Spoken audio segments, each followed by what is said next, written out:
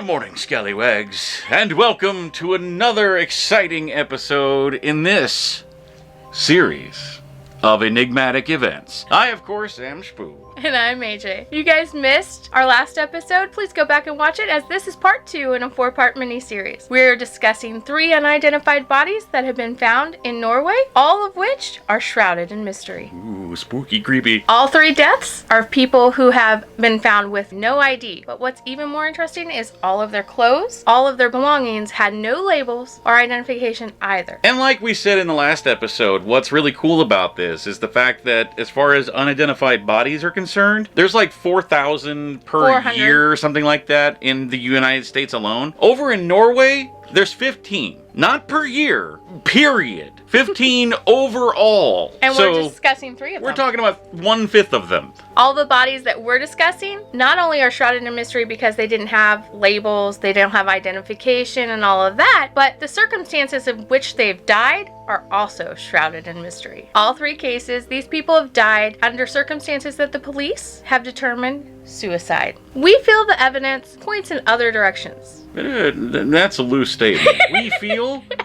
Give it a minute, because the evidence definitely suggests otherwise. All 3 of these cases are people who have been speculated to be spies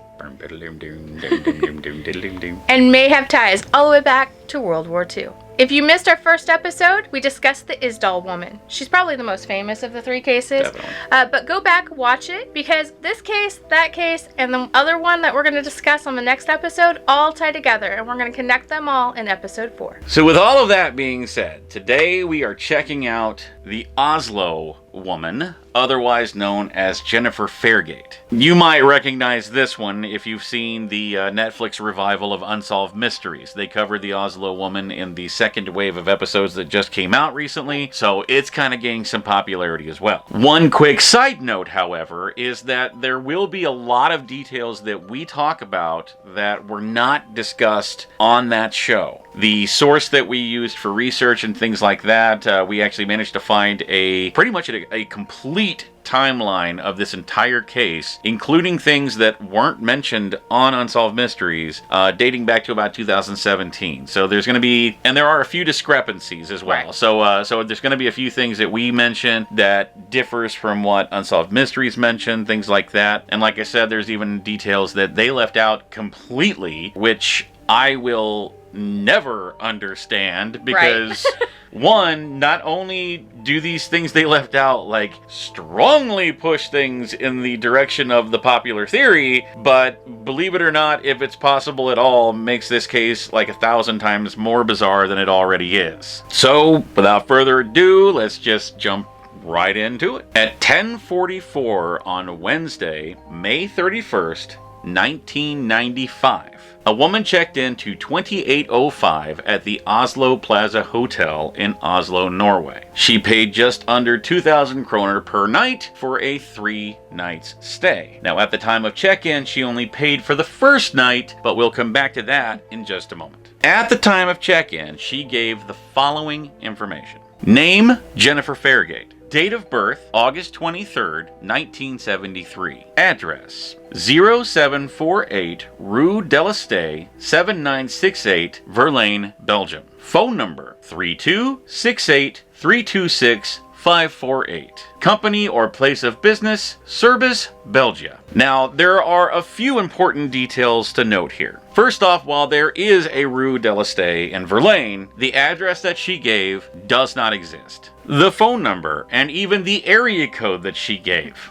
does not exist. And as far as her place of business is concerned, there is no place called Service anywhere in Belgium. Also, at the time of check-in, a Louis Fairgate was checked into the same room as Jennifer. However, the receptionist at the front desk said that she didn't remember seeing a man with Jennifer. There was a hotel employee who did say that he saw a man between the ages of 25 and 40, very tall, walking with Jennifer in the lobby and also up toward the room. Of note, no one else saw this man except for this one eyewitness. Circling back to what Spoo had said earlier about the checking in, at the time of registration, Jennifer didn't pay for the 3-night stay. She had paid for 1. But what's even more suspicious is she didn't give a passport, an ID, or even a credit card. This is in the 90s, where when you go into a hotel worldwide, I think that's pretty much standard practice. Standard practice now for sure, and it definitely was back then either. I mean, check in. You go to some fleabag motel somewhere in the middle of nowhere. They're still gonna want an ID and a credit card, and she didn't give any of it. This is like the fanciest place in Oslo, so they're definitely gonna ask for a passport or something. But they didn't ask for the room to be paid for the 3-night stay. She only paid for one, and no ID, no passport, nothing. What's also strange little note that sits wrong with me is Jennifer Fairgate spelled her name wrong.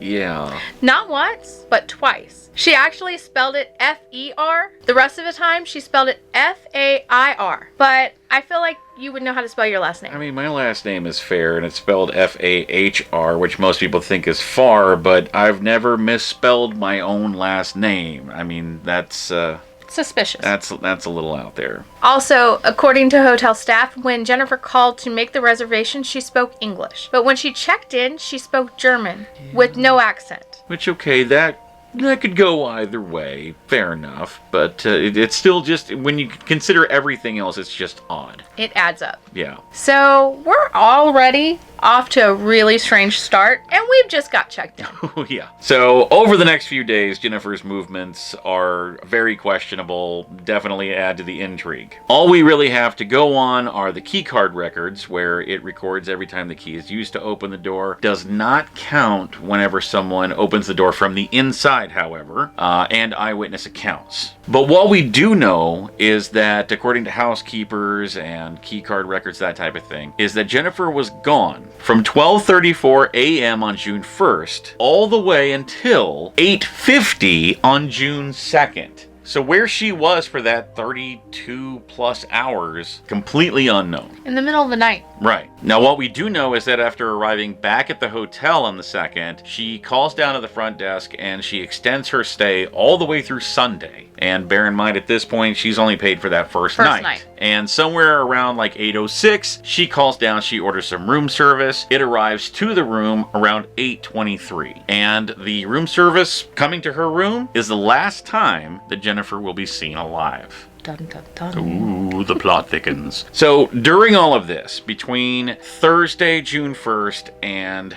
up to Saturday, which is June 3rd, the front desk has actually been sending messages through the TV. They can communicate to the room, sending messages to the tenant through the television.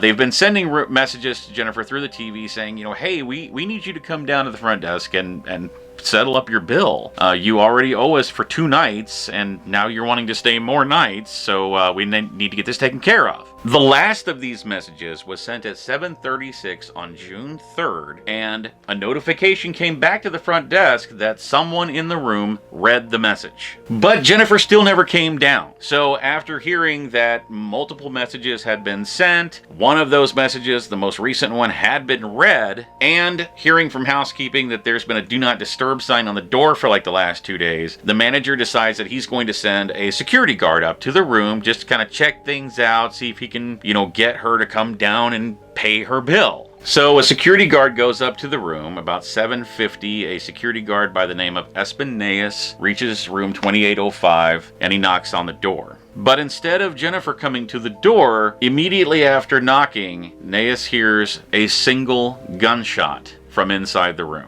Now, remember, everyone thought that there were 2 people staying in this room as far as registration knew. So he thinks there's somebody else in there. He dives behind a wall and kind of watches the room for a second, expecting someone to come bolting out. But after a minute or two, no one does. No. So really not sure what to do, Naes decides, it's rather ironic that right when we're talking about this, we hear sirens outside. After nobody comes running out of the room, Naes decides, well, I got to go back downstairs go get some help. This is before cell phones, so he runs back down to reception, has them call the police, and he waits there for the police to arrive. This leaves the room completely unattended for about 15 minutes. So at 8:04, a security manager goes upstairs, knocks on the door, and decides that he's going to enter the room. He opens the door. He sees a woman lying on the bed. He calls out to her. The woman does not respond. At the time that he opened the door, he said that he smelled something sour. So he sees a body lying on the bed. He smells something sour. He decides he's not going to enter the room. He hangs back in the hallway and waits for the police. About a half hour later, the police arrive. They find Jennifer lying on the bed with a single gunshot wound to her head. Also on her body is a 9mm Browning pistol in her hand. Now, this point, Netflix left out. There was actually a second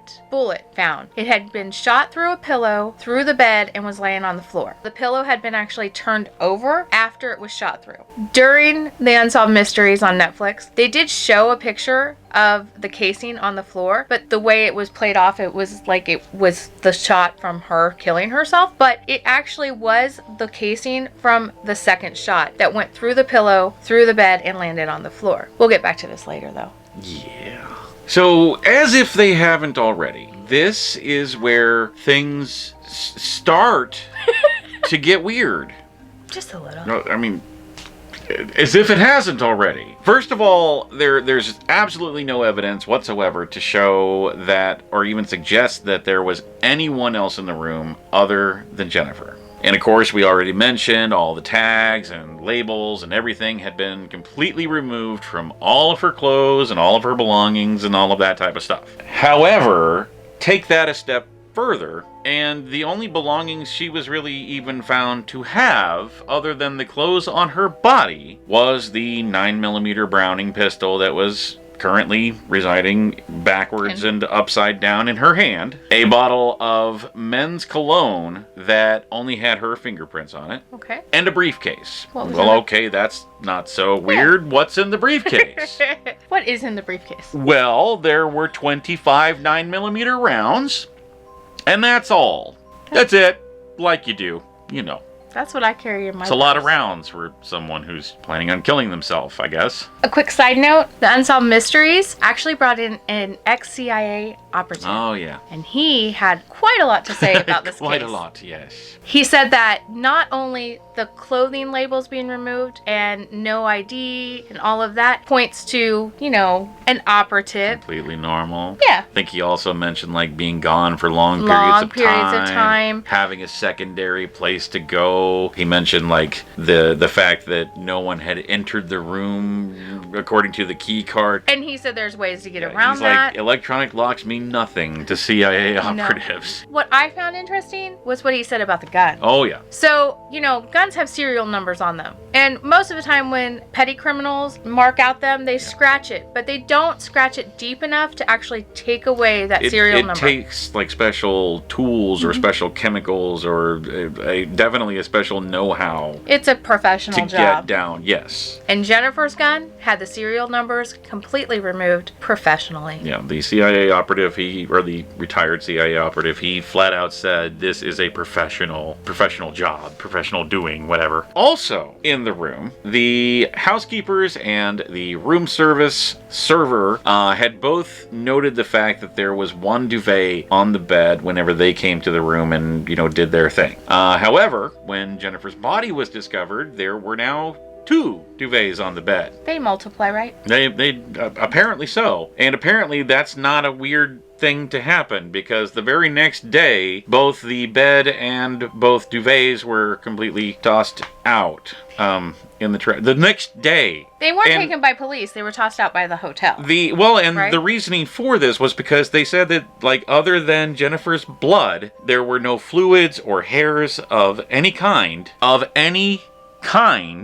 than Jennifer's blood. Not even hers. That means no other fluids from Jennifer, no hair from Jennifer were found anywhere on the bed at all. Just blood. So they decided that those pieces of evidence weren't important, and they threw them out. As we The do. next day. Speaking of the room service server, she had also pointed out that she had seen, like, a trolley cart in the room, so she thought, well, maybe Jennifer's like a flight attendant or something. That cart was now nowhere to be found. Oh. And she also pointed out that when she served the food, that Jennifer had tipped her like 50 kroner, which was, I'm not sure, you know, how much kroner is, but apparently that was roughly 5 times what she would expect from that type of an order from a usual customer. So just another little interesting tidbit. Good tipper. Yeah.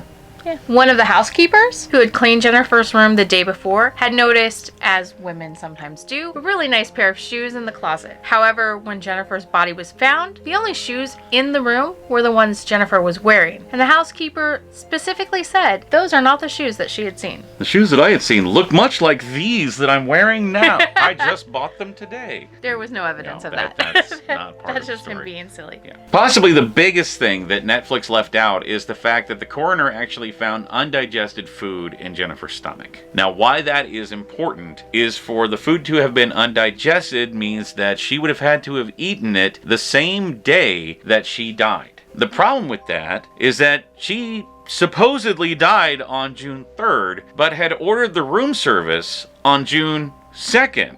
Like almost 24 hours before. Yeah, we even mentioned that before. And they did show a picture of like a half-eaten sausage and stuff like that in Netflix, but they didn't mention all of this stuff. Because for the food to be undigested, it literally means that either she ordered that food, let it sit for 24 hours, took a few bites of it, and then killed herself. Or she died the day before, and something else is going on here. Which brings us to that second mystery shot that I talked about. Indeed it does. As we pointed out a moment ago, the security guard that knocked on the door at 2805 distinctly heard one shot fired. That means one of two things is happening here. Either Jennifer ordered some food sometime on the 2nd, let it sit for 24 hours, gave a test shot into the bed at some point between ordering the food and the time that the security guard knocked, then waited around for a day, knock comes at the door, scarfed down a few bites really fast, and then bang.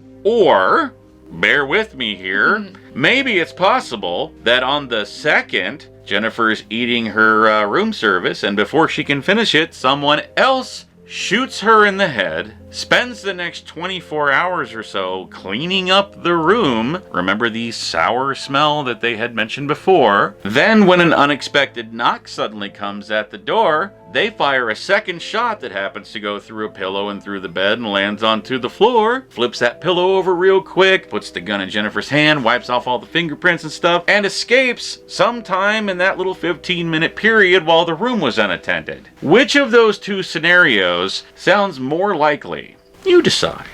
Speaking of the gun, it was placed in Jennifer's hand, or should I say, Jennifer had it in her hand, her right hand, upside down, backwards, which means that she would have to hold the gun literally, like if this? you can imagine, this is the gun. She's holding it like this. Upside down and backwards. Using her thumb on the trigger. Now, a 9mm Browning has a heavy recoil. Like a mule. So that seems difficult. Seems so difficult, in fact, that the CIA agent that Unsolved Mysteries had on said that he did not think it was possible. Oh, he flat out called it absolutely impossible. So what does he think happened? He thinks that Jennifer was executed by an operative. So kind of diving back a little bit, back into the investigation, they would find that during her entire stay, so from like Thursday through Saturday, that Jennifer had only attempted to make 2 phone calls. Neither of these numbers that were called existed. So kind of like her own phone number, she dialed fake numbers, which is just another one of those things that could be a possible spy flag type of thing. These could be like code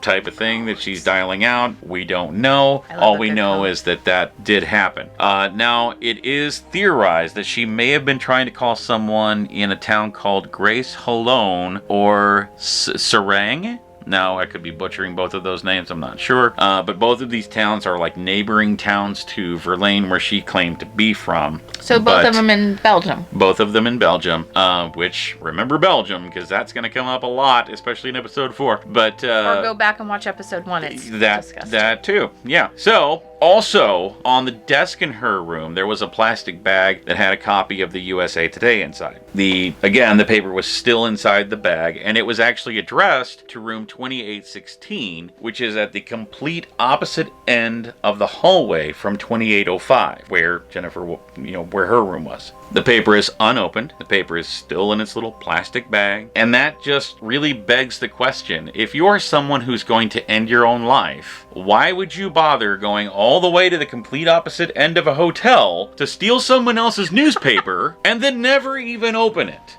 It just doesn't make sense. You know what else doesn't make sense? All of this. The plastic bag that the newspaper was in had a fingerprint. It wasn't Jennifer's. No. It actually is still unidentified, although they have sent it to Interpol, but no hits that we have heard about have come back. Because let's face it, if you've ever heard of anything being sent to Interpol, no results have come. Yeah, that's pretty much par for the course. Yes. Yeah, Interpol takes forever. That's neither here nor there. So just in case you're not 100% convinced yet that this was espionage or what have you. Or at least murder. Yeah, or at least some kind of a cover-up. That's fair. She doesn't have to be a spy. It could be someone wanted her gone and didn't want anyone to be able to know who she was, because that makes finding the murderer harder. That's fair. But in case you weren't convinced that something devious was going on here, a few more completely impossible things would pop up during the investigation. Things like the fact that there was not one speck of gun residue on Jennifer's hand, which, if you've ever fired a gun, you know that is impossible. If you fire a gun, there is gun residue. Period. That's how guns work. Is it really? But not just her hand. There was no gun residue found anywhere on her. And that's if she shot herself, especially, even if it's not on her hand because the gun is upside down and backwards. Still don't understand that. It's still, even then, it's still gonna get right here. But yeah, not one trace. Completely impossible. Do you want to know what else is impossible? There was no blood on her hand. There was no bruising on her hand. You got to remember, this is a 9mm Browning, which she's holding in an awkward position, upside down, shooting it with her thumb. No bruising on her hand. Not only that, but there weren't fingerprints, not even Jennifer's, on the gun. Which, I don't know very many people who shoot themselves in the head and then wipe down their gun. Yeah, I know, right? Just saying. Yeah. And then this one's just kind of weird, but there was also a guest also staying at the hotel that a man from Belgium, actually. Wait, can I ask a question? Do a lot of Belgians go to Norway for vacation? Apparently so, and most of them are spies. But this man from Belgium, he was telling this story to the police about how the lady at the front desk had told him about this body found in room 2805 when he checked out of the hotel Saturday morning. Wait.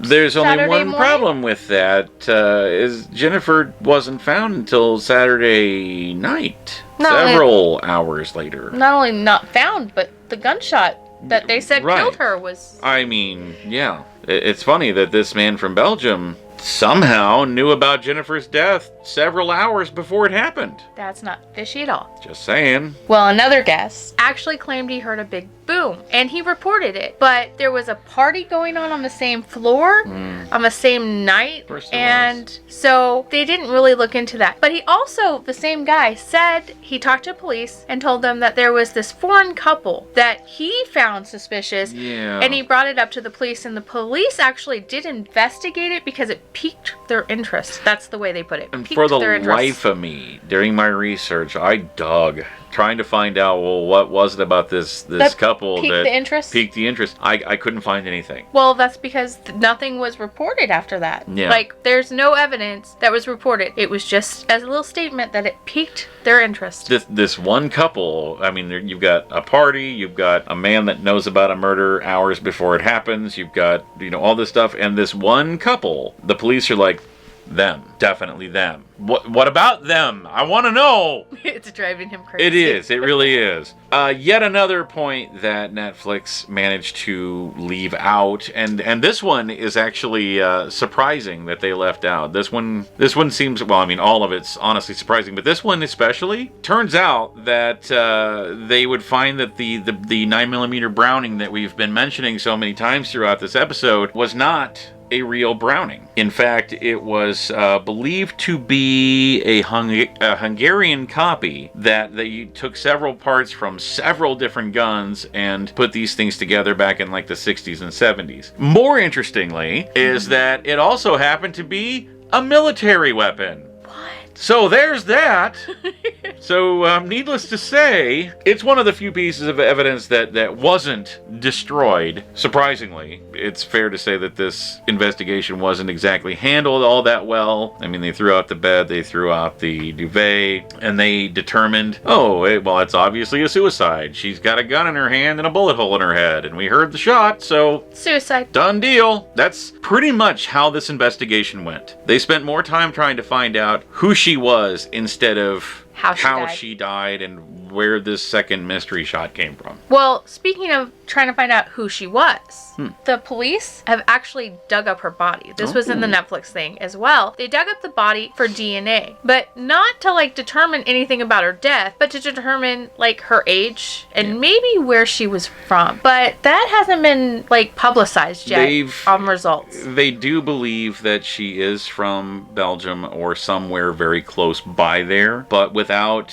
having a family member, as far as like trying to find an identity or anything like that, or anything concrete, without having a relative to base their DNA search off of, or some kind of a base, it's really just not an option. So, like the DNA test that you do to find out where your bloodline is and stuff? Yeah. So none of her relatives have done that. Yeah, unfortunately, hasn't tapped at any databases yet. We're still waiting for results from Interpol. So once again, we are left with the lingering questions. Who is Jennifer Fairgate? Was that her real name? Was she a spy? Are all the coincidences just that? Was she perhaps just a lonely woman on vacation? Who is or was Louis Fairgate? Was this a suicide that just somehow miraculously managed to not leave gun residue or blood on the hand? Did she just happen to hold the gun in just the right way to not leave fingerprints, or to have the fingerprints rubbed off somehow as the gun kicked? Was this murder or an assassination? And if so, was that sour smell coming from the hotel room the cleanup? And if this was a murder or an assassination, was it carried out by Louis Fairgate? And if not Louis, who? Where did the second shot come from? Was the second shot the test shot before she killed herself? Or was it the shot the security guard heard? And most importantly, are we thinking way too deeply into this? Because if so, oh God, you have no idea. Just wait. It gets so much worse.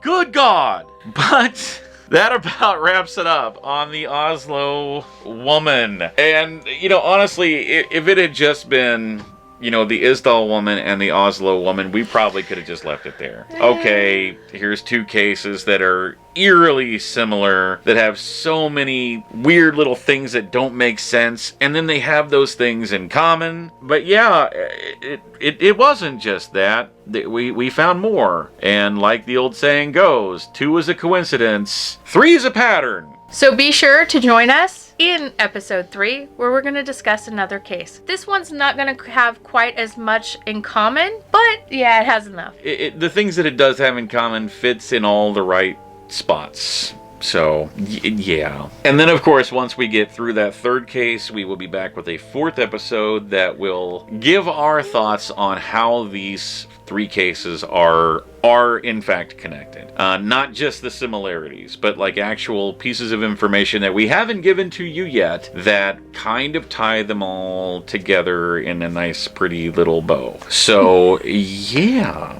Because the truth of the matter is, we have found a startling number of little facts and little pieces of evidence that not only tie them together, but definitely, I feel like it proves that there was definitely some little pieces of espionage going on with all of that, and that it may in fact have ties that, like we've said before, actually goes all the way back as far as World War II, maybe even further, but the most clear origin is World War II. So be sure to subscribe to our channel so you don't miss the latter part of this tale. And you wouldn't believe how many takes it took for her to get that out.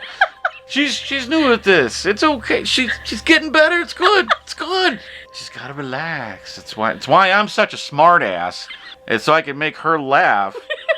But yes, definitely do that, guys. Not just so you don't miss the last part of this little tale, but we do have 5 days a week content going on now, and the more people subscribe, the more it locks me into having to do that. So I tend to get lazy sometimes. So yes, and if things haven't gotten weird enough yet, the next one, while there's not as much information on the actual story, the theories and things, way more theories to go into on the next one than there have been on the first two. So definitely, make sure you come back and join us for that. So thank you guys. And speaking of which, the next episode is the Cambo Man. It's the one man in our series. Very bizarre tale. And so yeah, you definitely don't want to miss on that. So thank you guys. Thank you so much for watching as always. Be sure to like, subscribe, and share. And of course, check us out on Facebook and Instagram and Twitter. We got all those things. You can see the collectible of the day and stuff like that. And you can also comment. Yes. Comment. Let us know. What would you like to see us cover once this mini-series is over? In this, a series of enigmatic events.